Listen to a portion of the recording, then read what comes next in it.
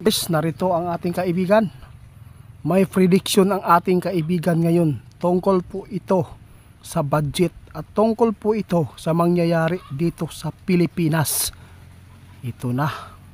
Nakakagulat ito guys. Kanina nag-usap kami ni kaibigan na ito po daw ang kanilang nakikita na mangyayari. May panahon daw mangyayari ito guys. Kaya sa lahat po ng mga tao, kampanting-kampanti po ang iba, di ba? Nasa inyo lang, kaibigan.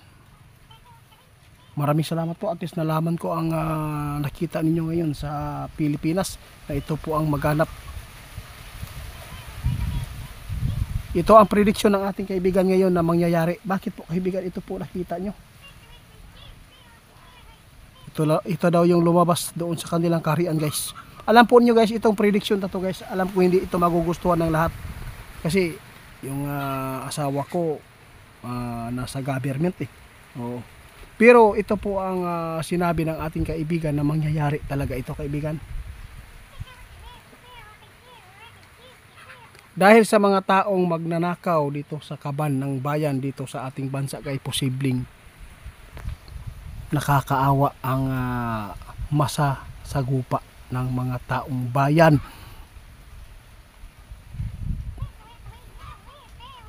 Sabi ng ating kaibigan guys, ngayon abunda pa man. Sa susunod guys, posibleng makaranas tayo na walang budget. Kaya lang nakakatakot po itong mangyari guys. Kasi saan ba kumukuha ang mga government na mga trabahante? No? Doon sa sahod sa mga tao. Posibleng maraming tao ngayon guys na matigas na ang ulo sa pagbayad sa mga tax. Ito po ang sinabi ng ating kaibigan. Posibleng maghihirap ang ating bansa dahil po sa nakita, dahil sa nangyayari ng mga nakawan dito. Posibleng maraming pira ang mawawala dito sa ating bayan dahil sa mga taong gahaman. Hindi man nyo alam guys, yung mga pira natin ngayon, delikado na. Kaibigan, bakit po ito nasabi po niyo na delikado? Posible itong pira ng Pilipinas. Itatago ito guys sa mga magnanakaw.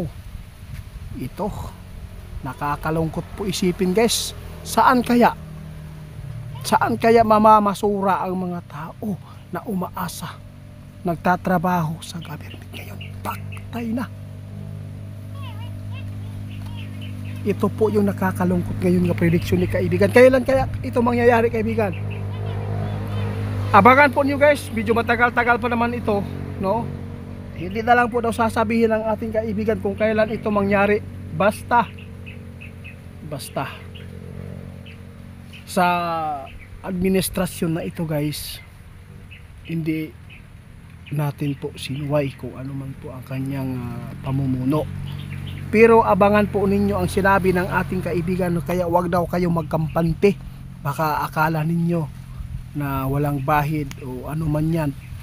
Ito lang ang masabi ng ating kaibigan. May panahon daw na maghirap ang ating bansa dahil sa mga pira natin at mga gold bars pwede yan mawala sa atin, at ito ay pag-iimbak na kaibigan. Grabe. Unsa naman ni kaibigan? Unsa naman ni ka tinuod ani? Guys, patawad ha. Wala akong intensyon na ito po yung ipinalabas natin na hindi ko ito sariling opinion. Ito lang po ang nakita na mangyayari dito sa atin. Tama siguro yung naghula na ang Pilipinas makaranas ng taggutom. Naalala po ba ninyo si Andy Ferris? Mayroon po siyang hinulaan dyan. Huwag tayo magpakapanti ngayon, dahil sinabi mismo ng ating kaibigan mayroon silang nakita ngayon doon sa kanilang kaharian na ito po daw ang mangyayari dito sa ating bansa. Dahil po maraming taong kampante. Baka po mawalan tayo ng budget na dito guys. Paano na lang po yung mga taong umaasa sa gobyerno? yung mga nagtatrabaho dyan, kung ito man po ang mangyayari na wala ng pera para sa taong bayan, paano na lang itinatago na yung pera ngayon? Di ba kaibigan, ito po ba ang ibig sabihin nyo? Abangan na lang po natin guys kung anong mangyayari. Maraming nagsasabi, maraming kampante. Alam po ninyo guys, hindi nyo alam ang nakikita ng ating kaibigan na posibleng ito po ang mangyayari.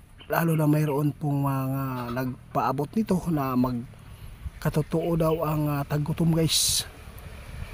Ito po ang tandaan natin. Maraming mga tao na ayaw nang magbabayad ng tax dahil po sa nangyayari. Sos, kaluoy yun ani kaibigan, ug ingani man ni saon na lang ka. Asa ka sila mamasura no, kada nag-umaasa lang dito. Dahil sa kawatan. To sa kagahaman. Kaya posibleng mawalan po tayo ng budget kasapi. Kahit pasabihin ninyo, alam po ang ano po ang ibabato po ninyo ngayon sa sinasabi ng ating kaibigan. Pero tandaan ninyo ito, mangyayari daw at mangyayari yung prediction ng ating kaibigan na posibleng mawalan ng budget po talaga ang Pilipinas. Dahil po sa mga taong sakim